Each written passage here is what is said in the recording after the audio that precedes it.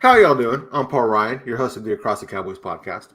If you're new to the show, thank you for joining us. And to our regular listeners, welcome back. With me, as always, is my co-host, the greatest co-host in the world, Mike The Pig Crum. Mike, how are you? Doing good, man. I made it. So we're in a new scenery. We have a lot more noise coming from dogs everywhere, but I was able to get on, so that's good. We'll talk some Panthers. Hey, man, just the fact that you made it, coming back from the movie, we appreciate you being here, Mike.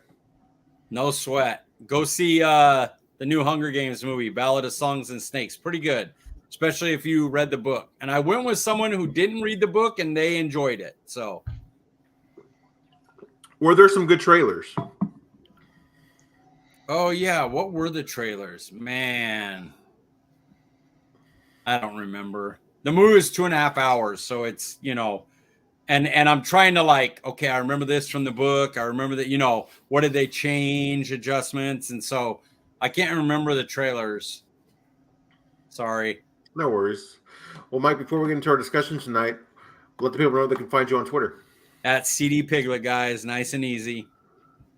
I am Paul Ryan. You can find me on Twitter at Paul_Ryan15. Joining Mike and I tonight is the best account manager in the game and newest member of the Across the Cowboys family.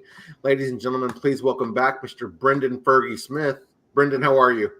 I'm doing great. Are you wearing a Star Wars shirt right now? I am. I got this when my wife and I we went to the premiere of what was the final Star Wars movie? Rise of Skywalker. Yeah, Rise of Skywalker. Hold on, let me show you the back real quick. It has the date of all the movies when they came out and stuff. Oh, that's I'm sure cool. You couldn't see that, but yeah.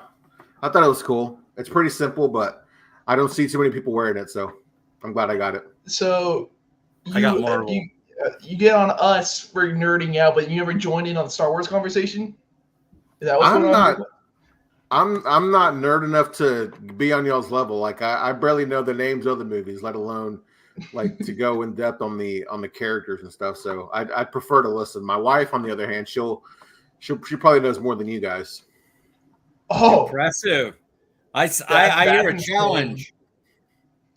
Hey, I put my money on my wife. I promise you. All right. That's okay. insane. You know what? I'll give it to her. I'm all right with that. That's okay. I'm good with it. If a new Star Wars movie comes out or something, maybe we can do like a special episode where you guys can nerd out. My wife can be the host, or somebody can be the host and she can be a co-host, and y'all can talk about Star Wars or something. She'd enjoy that. We still want you to host. We just want to all talk and watch you be tormented. I'll be bored to death, be bored to tears. We'll send you the show sheet because you won't know what the hell the questions mean or are talking about, but we'll let you tell them and set us up, and then we'll knock it down. One thing I will say about Star Wars, when Mandalorian first came out, I was like, this show, I keep hearing about how great it is and how awesome it is, and I'm like, I kind of want to watch it, but I'm like, I don't know enough about Star Wars where I feel like I should watch that show. And now I'm on season 2. My wife and I are watching it together. I'm like, this show is amazing. Even if you've never watched Star Wars, you'd really enjoy this show. It's the best. It might be the best thing Star Wars has done. It's that level of good. And this is from somebody who's like the original trilogy is Holy Grail. But yeah, it is, I will say this, it gets better the more you know about Star Wars, because they do throw in a lot of stuff that you're like, this is amazing. Like little Easter eggs, if you want to call them that, or what? Oh yeah, through even their decision on what characters to add and give you background of. Because when you watch the original trilogy, you're like, I seen 30 seconds of one of those one time in one episode. And they give you they flesh out like way more stuff in the series. I got you. Well, we went off a little bit on a tangent there. Sorry about that, Brenden. But where can the people find you on Twitter, sir? First off, I got you to talk about Star Wars. That's a major victory for me. But you can find me at Brenden_Smith26. Awesome. Well, guys, let's go ahead and get after it. Here we are. We're at week 11. And, I want to say this was supposed to be another Offsides episode tonight, but I couldn't find a Panthers guest. I'm curious, do either one of you guys know somebody who's a Panthers fan? I feel like I should, but I don't believe so, no. I don't either. Mike, how about you? I feel like I know one, but I can't. For the life of me, I can't remember if my buddy, my old friend Darrell liked the Panthers or not.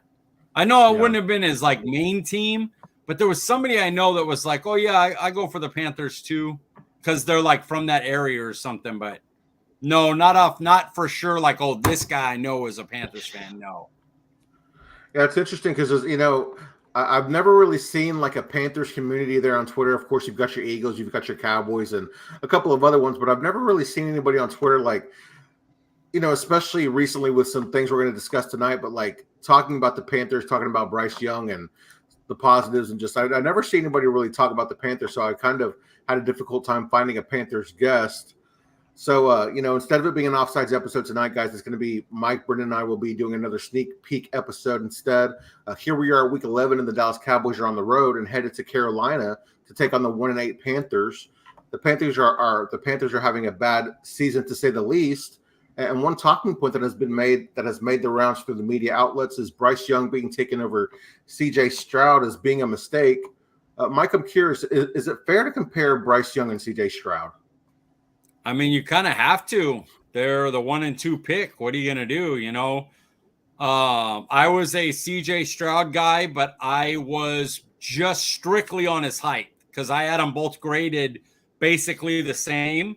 So I was like, well, give me the guy that like it or not, the height is a limitation. So I was like, give me the guy that's an A prospect, but also just happens to have the height and size and everything. But yeah, I think you have to judge them, that it is what it is. Ryan Leaf, Peyton Manning, what was there? Jamarcus Russell and trying to go through, even recently there was, Wentz and Goff was one in Dak's draft. So, the Trey Lance draft, who is no, to you guys, I have not seen the show sheet. I got here like right before we started. So I may talk about stuff that we were supposed to talk about later on. I didn't know. And so it's going to make it more interesting, right? But who was the two? Was it Baker and Sam Darnold? Was that the Trey? No, that was before. Who was in the Trey Lance? Trey Lance went third. Who was the first two picks? You guys remember? Oh, man, that Trey Lance draft. He wasn't the first quarterback taken, wasn't it? It was Joe Burrow. Niners came up and got him third. But Joe Burrow was the first quarterback taken, right? Burrow. It was Joe Burrow, yeah. And who was two? Yeah. Zach Wilson. It wasn't. That's it. It was Burrow and Zach Wilson. And then nobody ever compares those two. You know what I mean? That's interesting that you bring that up. Well, one was just trash out of the gate, so you kind of can't.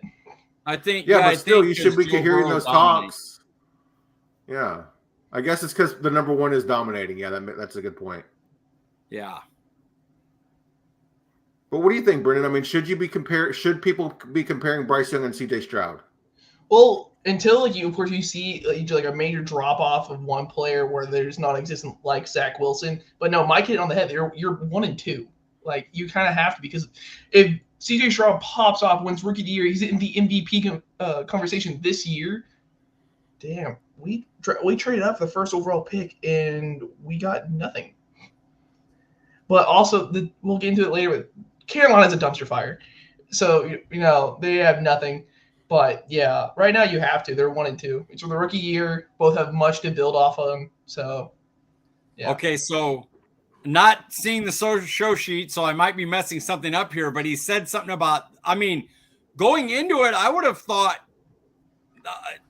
Carolina was better than Houston had Nico Collins and like Noah Brown and like Dalton Schultz. Yeah. It had like the Dallas throwaways. I wouldn't have thought CJ Stroud's got this team to work with, and this was putting up 300 yards like every game. Where at least like Carolina had Trimble and who's the kid? Hurst, and they had they signed Chark, right? And they had Adam Thielen. Like I thought they at least tried to get some vets around them. So for me, I was like, I really thought that CJ Stroud might struggle here, and he ended up killing. Sorry if that's talked about. No, you're fine. Yeah, that was just gonna. It's a good transition there. But do you think they're in similar situations, or is one better than the other, Brenden? So you mean like the entire situation, like team wise? Yeah, correct. Yes. Oh, I loved the D'Amico Ryans hire. I feel like we're from North Texas, and I feel like we shouldn't like anything Houston related. I guess that's mainly the Astros and Rockets. I love what they're doing down there. I'm like, you know what, D'Amico's gonna be it. And then also they bring I forgot what offensive coach from the Niners as well, but to be their offensive coordinator, so they have another Shanahan tree. So scheme wise, I think CJ Stroud had a way better, but talent wise, it should have been Carolina. But right now, Texans are popping off, and it's really fun to watch. Yeah, Mike, I guess you kind of touched on it. The answer that you thought that the Panthers would be the better team. They were kind of a quarterback away from making the playoffs last year. What happens? They get a quarterback this year. I know they did trade away DJ Moore. I'm not sure what your thoughts are on him there, but yeah, was Frank Reich? You look at him. I mean, I thought he might be a difference maker too. When I don't know what's to make of that situation. What are your just thoughts on the Carolina situation overall? That is a really good point Brenden made beforehand. Looking at it beforehand, I'm a huge Frank Reich fan, and he's calling the plays and everything, and you're like, all right, this is going to be great. But he's right. Like D'Amico Ryans, if Cowboys fans don't know who D'Amico Ryans is, oh my Lord, that guy's helped craft defenses to shut us down 2 straight playoff runs. And then he brings in a Shanahan guy. And we've seen Mike McDaniel in Miami, Shanahan himself, so yeah, I think we've seen already in our season how scheming matters from pre-bye week to post-bye week, the motions and stuff like that. So you could look at it and go, well, Thielens and Chark are veterans, and they have Hurst, who's a veteran, and their offensive line in Carolina have a lot of veterans. There's only one rookie there, I believe, like Savala maybe. But they have a lot of guys that it looked like, hey, their defense is good. Bring in this young quarterback. They should be able to get it. Even Frank Reich is a play caller, but he's already given up play calling duties before, and now he's taking them back for this game. And I think Brendan's right. A lot of it for CJ Stroud might have to do with he's been set up coaching wise in a really, really great situation to make the best of their talent. Noah Brown, he never did that with us. He was the blocking guy, the special teams guy, and now he's going 150 in a game, that's scheming. That's using your talent. Absolutely. So when you look at Stroud and Young, does CJ Stroud's play put pressure on Bryce Young? Yeah, it does, because of the same way Dak gets pressured just because he's a Dallas Cowboy, so the shows jump on him, this and that. Well, those two, especially the way CJ Stroud's playing, the media is going to jump on that. This could be our next star quarterback. Let's build him up. Let's, try to get some clicks from him and stuff like that. And how do you do that? Well, one of the topics is going to be Bryce Young. So automatically, the difference, was he a bust? Was it a mistake? Could he ever live up to CJ Stroud? All that's going to come into play if Bryce Young isn't playing up to snuff. Why do I feel like, what's the baseball player's name? Oh, Bryce Harper. That's it. Okay. Skip that. Sorry. No show sheet. The mind wanders.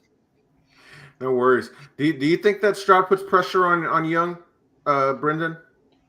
Yeah, I'd say this every show we do, and I think I'll forever say this. Most talks me and Mike talk about, we are on the same page. We don't talk about it beforehand. Of course, he never saw the show sheet, but we're on the same page. You're going to talk about Bryce. Like I said, if CJ Stroud does well, Bryce Young will always be there. Doesn't matter if Bryce Young pops off again. Their debate will still be who's better. Or if Bryce Young falls off the face of the earth. Hopefully he doesn't. But then you think, oh, well, they're still going to bring him up even if Bryce Young's been at the league for 3 years. And if you're talking about the disappointment that was. So, yeah, you see your counterpart playing really well. They're like, well, that sucks. Yeah. Do you think that if they were to switch teams, would things be any different, or would the results be the same? Brenden? Okay. That's so hard to tell, because we were talking about scheme, and I do, like I said, I love what they're doing. So I think, of course, Bryce Young would play better.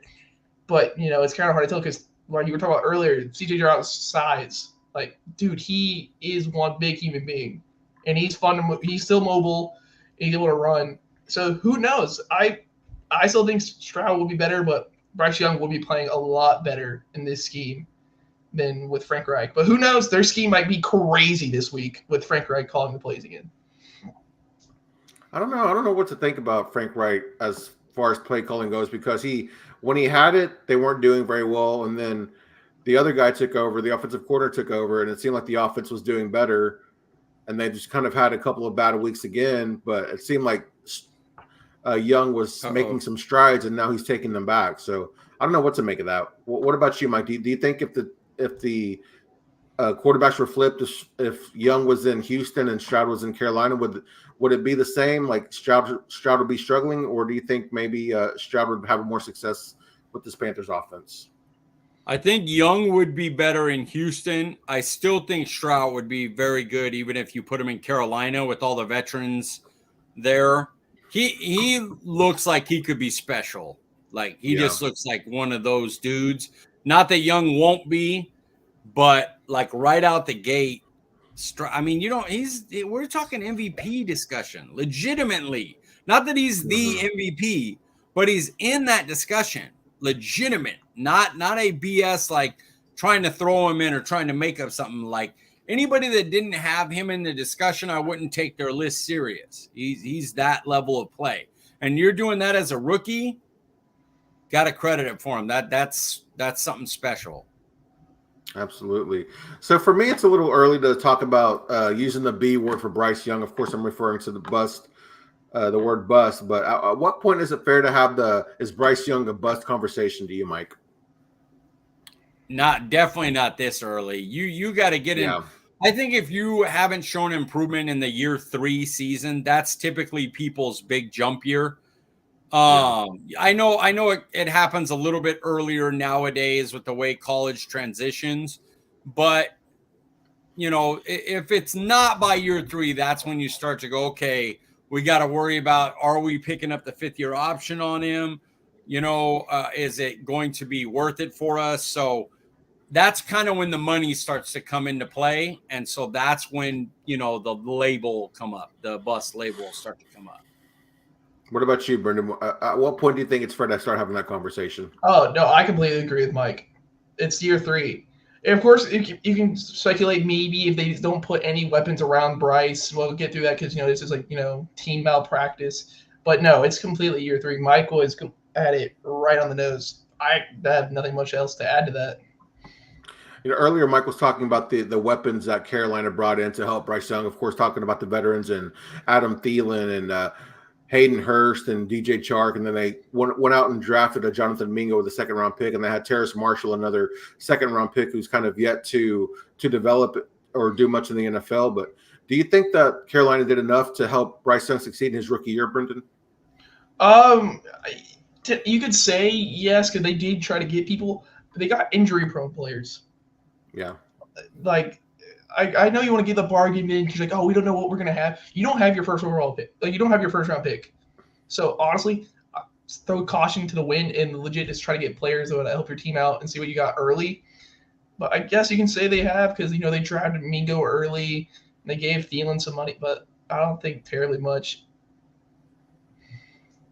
Mike, what about you? I know you spoke on the veterans earlier, but was that enough to help Bryce Young this year, or do you need to see more? I think when it first started, when you first heard like, oh, Thielen, that's a good veteran name, security blanket guy, and I think he's been that. But Chark kind of was supposed to be the playmaker, hasn't been. I think Miles Sanders was supposed to be the big take the pressure off running back. He's the 3rd running back now, and you gave him money, so that was a miss. Hayden Hurst, another security blanket type guy to go with a young Tommy Tremble. They don't run 2 tight end sets. I don't understand why. They run it, I think it's under 10%, like somewhere in the 7%. That makes no sense to me when you have those 2 tight ends. So, I think they tried, but they didn't do a good job with who they picked. They need one more like who DJ Chark they wanted to be, they need one guy like that, a real big time playmaker, to hit some big plays for them. They don't have that. So that's where they missed. They tried with DJ Chark. He's been a big playmaker before. Maybe injuries have knocked his athleticism down, but he just hasn't hit there enough. And so you have to say they didn't do enough, even though they did try. Yeah, they did. One area that has kind of been better over the years, has some more playmakers in the offenses, is the Carolina Panthers defense. You look at Brian Burns and J.C. Horner's going to be coming back from injury. What matchup on the Carolina's defense worries you, Brenden?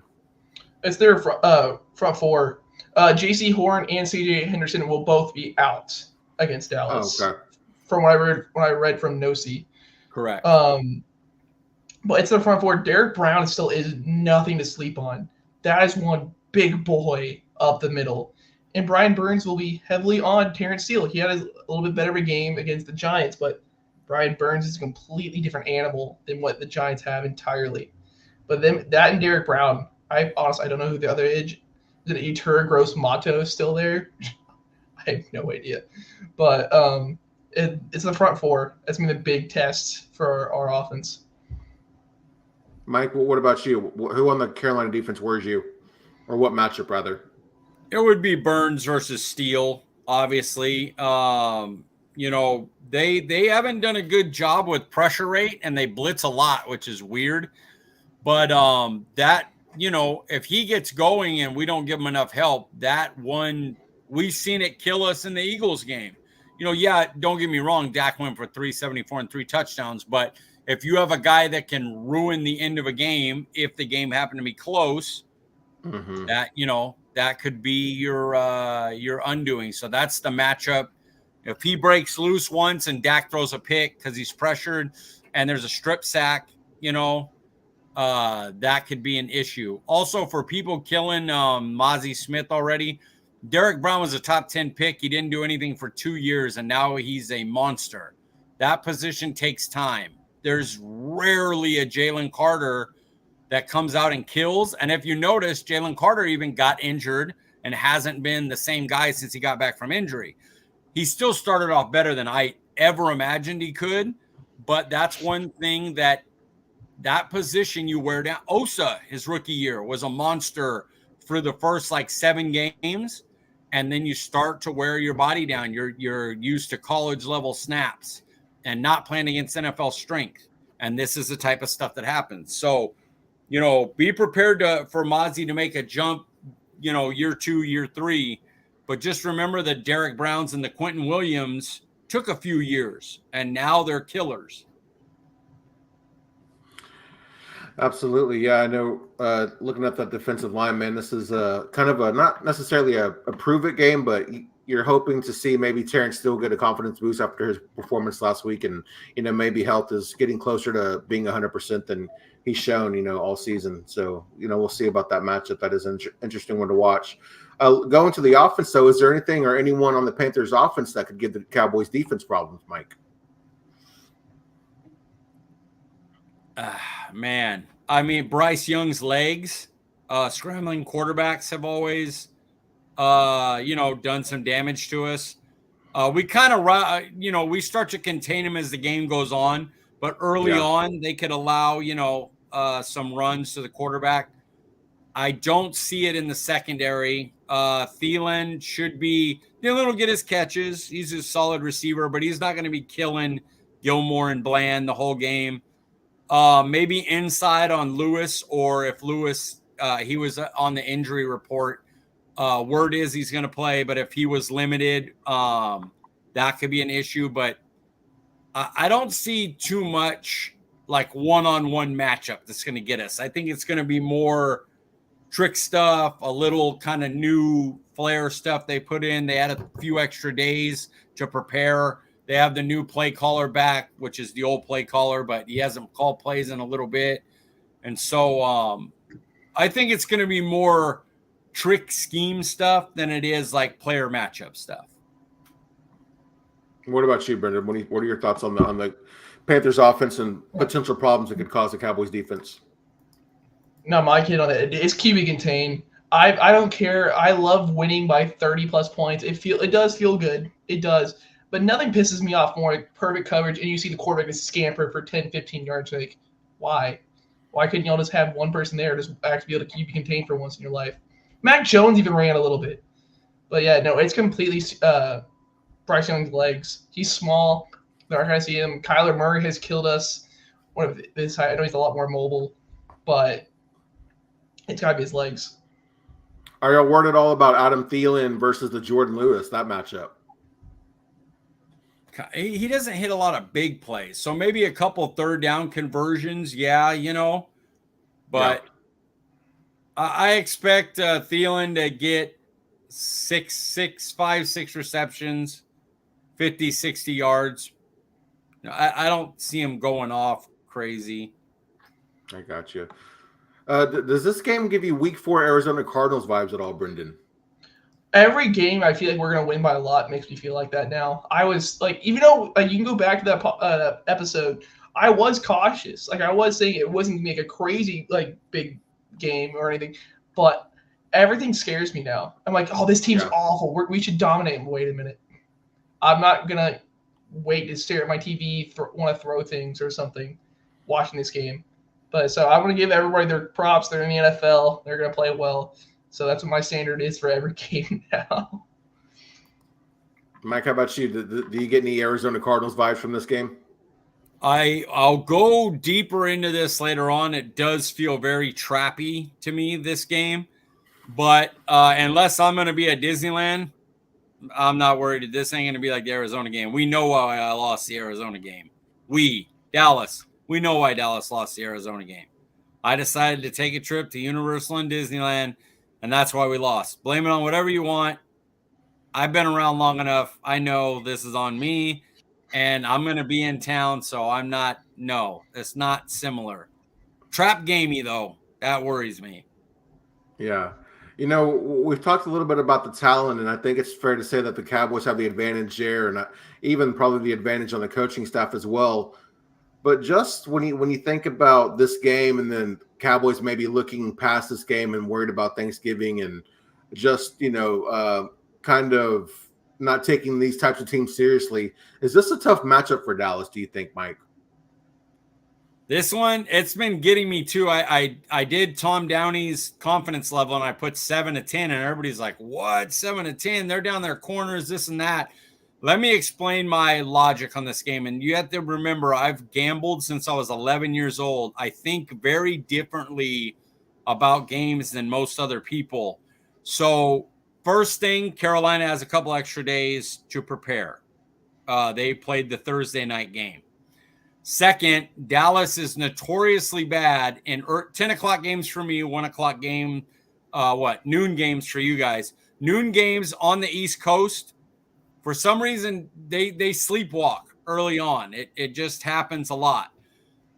They just changed play callers. So they're going to have some new wrinkles we're not ready for this game. They're going to have something for us. And the other thing is the owner came out and was basically like people are playing for their jobs, so a little extra motivational kick. Does that mean I think Carolina beats us? No, I don't think they're talented enough to beat us. Do I think that in the third quarter we're sitting there going, what is going on right now? Yeah, it's very trappy. This game is very trappy, and it'll be a game where if we don't protect the ball, we could put ourselves in danger because they'll do enough stuff to keep the game close, I believe. So, we'll get into predictions later, but the game feels real trap game to me, even though talent level, they don't match up with us very well. Arizona didn't either. So, of course, I jinxed that, but it is what it is. Yeah, and as we've already seen this year, you mentioned Arizona. We get the worst team's best games every time, man. Every time a team's going up against the Cowboys, we get their best. So the Cowboys have the biggest target on the back out of anybody in the league. They know the eyes are on this game, so if they can, everybody plays up to it. because they're like, people are going to watch this. I want to show my best. Right. Yeah, coaches are playing for their jobs, and players are, potentially playing for a new contract or hoping to stay in Carolina, whatever that may be. So, yeah, got to worry about those things as well. Brenden, is this the game where Pollard maybe breaks out of his slump?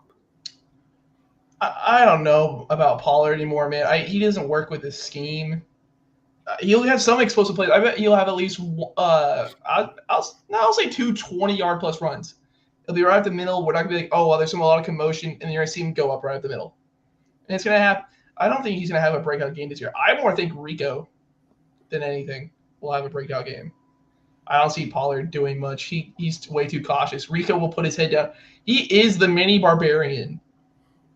Dude, he runs too much like Marion, dude. It's so much fun. But I think it'll be more Rico because McCarthy's been hinting towards that. Mike, what do you think? Could Pollard break out of his slump this week? He better. I mean, if not this game, what game? Like, I'm with Brenden. Yeah. He may not. But if he does, I mean, this team's not very good versus the run. It's on the road. You know, it's going to be louder. You should lean on the run game a little bit more than you have. Other teams have all been able to run on Carolina.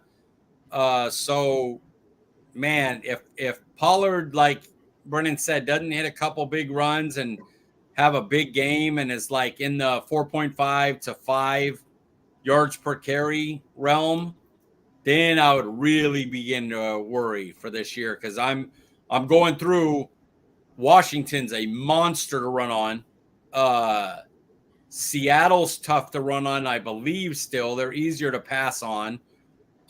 Eagles, obviously, juggernaut against the run. And then you have Bills, Dolphins, road games. You know, we'll see how those go. Maybe they get going, but yeah, this is the game. Like Cooks got right last game. They played, you know, they were more of a man coverage team. Like the matchup hit right for them to really go at and get Cooks going. This should be the Tony Pollard game. Should be. But we'll see if he can earn it, because Dowdle played his ass off last week. So the team's not going to shy away from him if Pollard's not, you know, doing things early. You know, you look at this week, and you mentioned how the Carolina, the Panthers, they can be ran on. If maybe Pollard doesn't have necessarily a breakout game, but maybe we see a glimpse of him getting better, maybe returning closer to 100%, similar to Terrence Steele, could we maybe see Rico Dowdle, getting more snaps and Pollard going back to that complementary role? And, you know, could this be the week that not just Pollard gets going, but we get this running game get going, Mike? Do you believe the Joneses will allow that? Because everybody knew Pollard was the better runner last year as far as average and efficiency wise, and Zeke was the short, yardage runner, and they gave Zeke top 10 carries in the league, and they kept Pollard under 200 carries, and it had to do with money, so. Will they say, hey, we're paying this guy $11 million, give him the ball? Rico Dowdle doesn't make any money. So I don't know. I'd have to see it to believe it, to be honest. I think what McCarthy could do is still let Pollard start, but then we see at halftime Dowdle starts taking the first and second down snaps, and then Pollard's getting more of the passing game work, and he kind of uses the rotation that way. I could see that going, but it would be nice to see this running game get going to better help the offense, not be so reliant on Dak, because, man, we've got a tough schedule coming up, and we don't want to be, one-dimensional. I'm not saying that our offense hasn't been good, but having that running game would be a bonus. It's the last piece. The field goal kicker's good. The punter's good. Yeah. The special teams play is good. The pass game's good. The defense has stopped the run. We all know they create turnovers. Like, the one hole right now outside of playing San Francisco is that run game. Exactly. CeeDee Lamb, man, 4 games of 10 catches, 150 yards. Could he extend it to 5 games this week, Brenden? Or will it end? It all depends on if it's a community. If Cowboys are going to play ugly like they always do. It would be his 4th. It would be his 4th. Sorry. Yeah. The main problem is last week was his 4th. It was his third. The main problem is, what Dallas team do we get? Dallas loves to play down in competition. The Cowboys can have 12 Pro Bowlers, and it doesn't matter what team they're facing against. They're going to play down. But if they do what they have been doing against bad teams over the past month or so, it should be dominance. He could. Is very both corners out, but I don't know. I'm not terribly confident on what team. I think we're going to win. I know we're going to win. But then how they're going to show up, I feel like it might get a little ugly. They're going to try to be too reliant. Mike, what do you think? Will CeeDee extend the streak, or will it come to an end? No, and I honestly, I don't know if CeeDee even gets to 100. I think it's going to be running, more balanced, tight ends maybe. I would say CeeDee somewhere in the 80-yard range. I want to ask a question off the show sheet here, but Mike, do you think CeeDee kind of going on this run and him having a big year, could that work to the front office's advantage as far as contract-wise, where CeeDee feels like, okay, this is kind of, I'm the man in this offense, I'm the number one, and he could, potentially give us a bit of a discount, knowing that he can make more money, when his career is over, off the field type of situation? I think he's going to get somewhere around the 25 to 27 million per year, and that's that's basically wide receiver tier 1 territory. I think where it'll help him is there's not going to be a question anymore.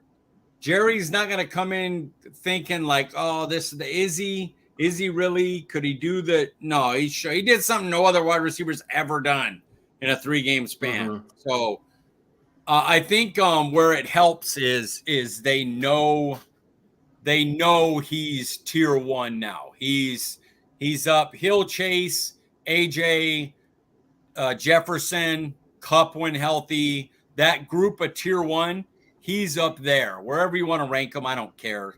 But he's in that tier 1, and you got to pay him like a tier 1. Okay, Brenden, what about you? Do you think that this could be sort of an advantage for the front office and maybe a potential discount with CeeDee having a big year? It might be like a discount, maybe like 1 or 2 mil, kind of like what Amari Cooper did, because Amari could have gone to the Commanders whenever he was a free agent, and he didn't because he wanted to stay. But I see the Joneses, unless they do what they did with Diggs, because they did everything quiet, and then Diggs got paid top 5 or top 3 money. It all depends on how they do their contract. It's like, oh, hey, we think you're worth $22 million. CeeDee Lamb laughs you out of the room, and then you're gonna get a whole debate going on, and you're gonna see him holding out or holding in during training camp. But maybe a mil or 2 off. That's the best you'll get.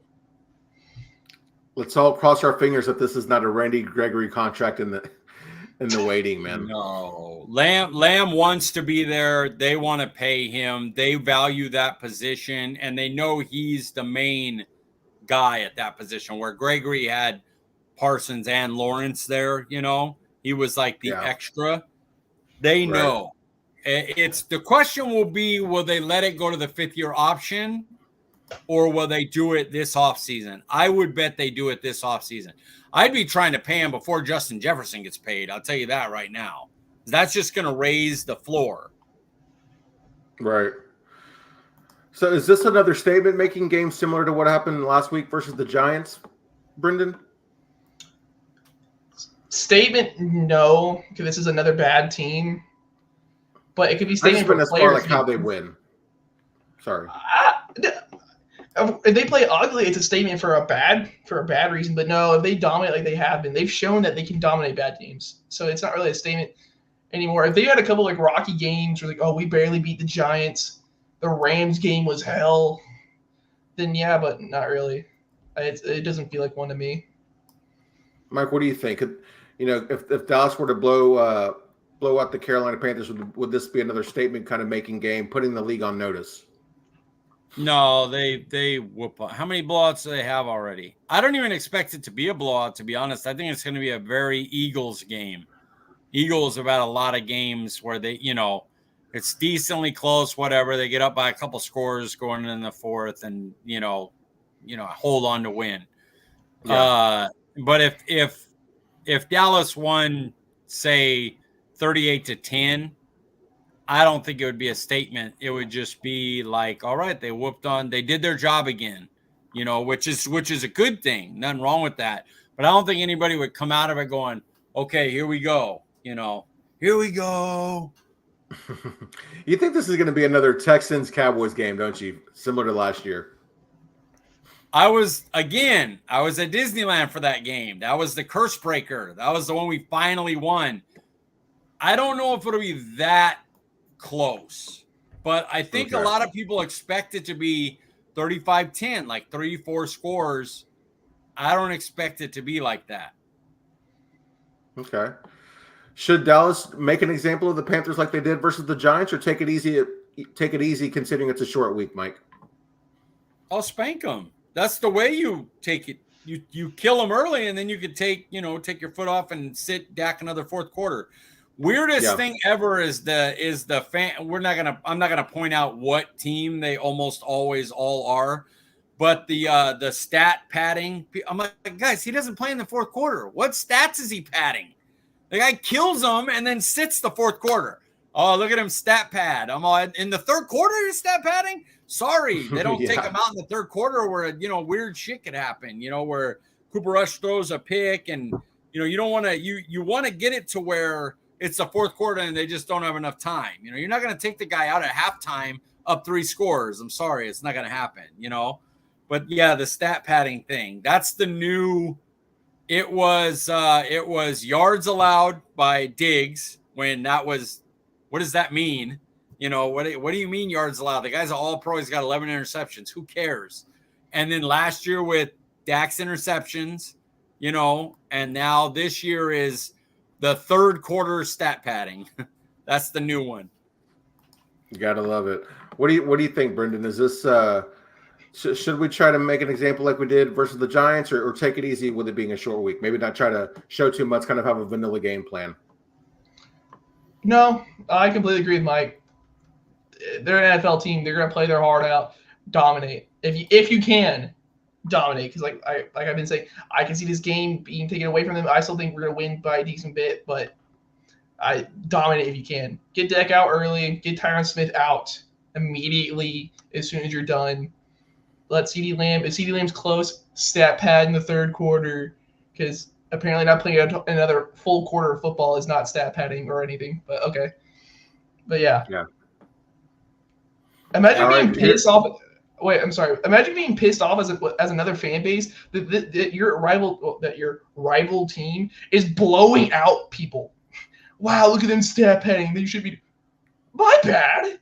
I'm sorry we kicked their ass for 2 quarters and we didn't have to do much. My bad. I'm so sorry. Like, what? Yeah, it's really only Dak Prescott can stat pad even when he's not in the game. That's funny to me. Yeah, he's the one. Well, yeah, what are you doing? Well, I'm like, I'm sorry your quarterback had to play in the fourth quarter because you're in a 1-score game against a nobody team. I don't know what to tell you about that. Our guy was sitting. So he didn't play, till 4 minutes left in the fourth. He was out with 13 minutes left in the fourth. All right, here we are with Mike's favorite question of the show sheet. Brenden, if you were starting a franchise, who of the two would you pick to be your quarterback, Bryce Young or Dak Prescott? That's not fair to Bryce Young. I saw that, and I'm like, that's not fair. Dak's been a multi-time Pro Bowler. He's led his team even when his team has let him down. He's had some off games, like of course in the playoffs against the Niners and stuff. But it's Dak Prescott. Are you kidding me? Also, the vet experience alone. It's nothing like, we see Josh Allen's cane and arm as a rookie. And like, we can build something off of that. Bryce Young doesn't have anything crazy. He's a great kid. Great. He looks like he has good talent, but it's Dak all the way. I almost thought about adding C.J. Stroud to this mix. It would have been either Bryce Young, C.J. Stroud, or Dak Prescott. I feel like you guys might have taken C.J. Stroud, or at least maybe Mike. No, that would have been tough. That would have been really tough. I might take Bryce Young, and it just has to do with age and money. Like, if I'm starting a franchise, I get 5 years of cheap, young, talented quarterback. I could try to build a team around him. Dak, I have the Joneses. You know what I mean?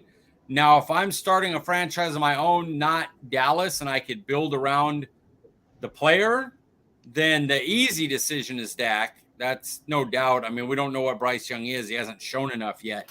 But I don't like, just to be, the opposite side. Bryce Young was a number 1 overall pick. We all know he's talented. He's got what you need in the league right now. He has the mix of mobility and arm. He doesn't see it fast enough yet, but you learn that as you go.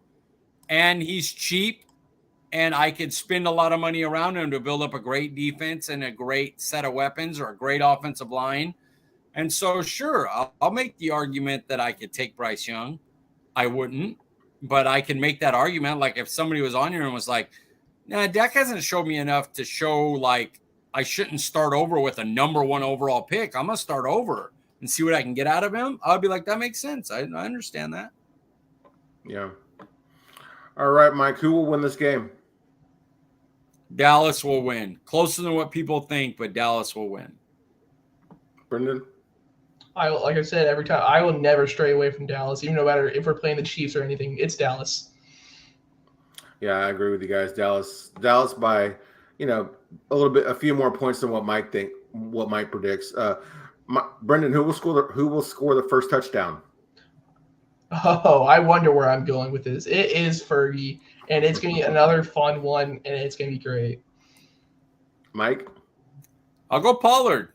I'll say TP breaks a run.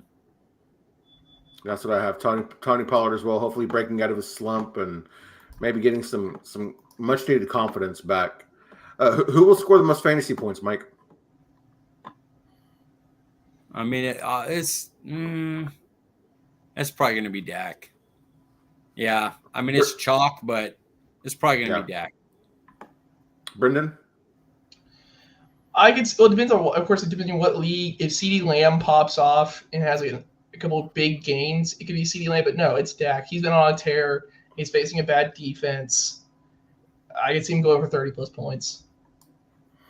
Yeah, I actually have CeeDee Lamb. I think he'll extend his streak of 10 catches and 150 yards.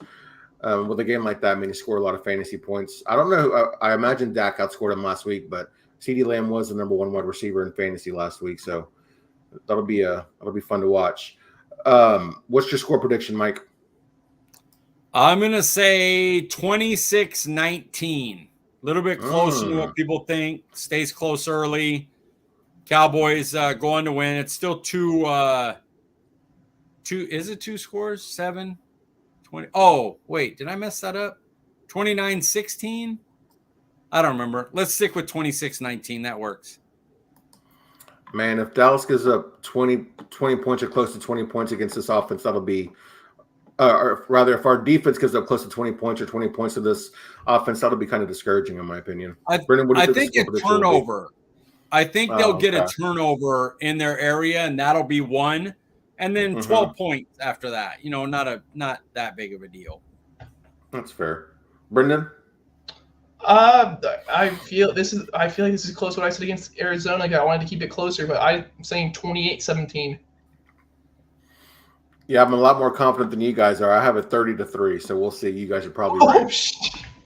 Damn. Not even competitive. I want to see our defense have a game like they did against the Giants week 1, the Jets week 2. I think our defense needs to have a game like that. They didn't do it. I know they had a good game against the Giants last week, but I want to see a dominant performance from our defense. I think that's what we're going to see. I would love that. That would be awesome. Yes, it would. I would love a blowout. It's just I'm scared. This team has hurt me many times before, and I'm not prepared to get hurt again. Hey, man, I'm right there with you, Brenden. I would love a blow. These Cowboys for a long out as well. Yes, sir. Yes, sir. Interesting timing and wording there for you, Mike. What? I love a good blow. Blowout. Absolutely. Yeah. Let's go ahead and wrap things up before this becomes not safe for work. Mike, remind the people they can find you on Twitter. At CeeDee Piglet, guys. Letter C, letter D, Piglet. Let's give it up to look at them. Charlie was a little loud with his licking, but look how good they were. You guys did good. Some good boys there. Brenden, where can we find you on Twitter? You can find me at Brenden_Smith26. Guys, I'm Paul Ryan. You can find me on Twitter at Paul_Ryan15. We appreciate you joining us, and we'll see you guys next week. Look at us.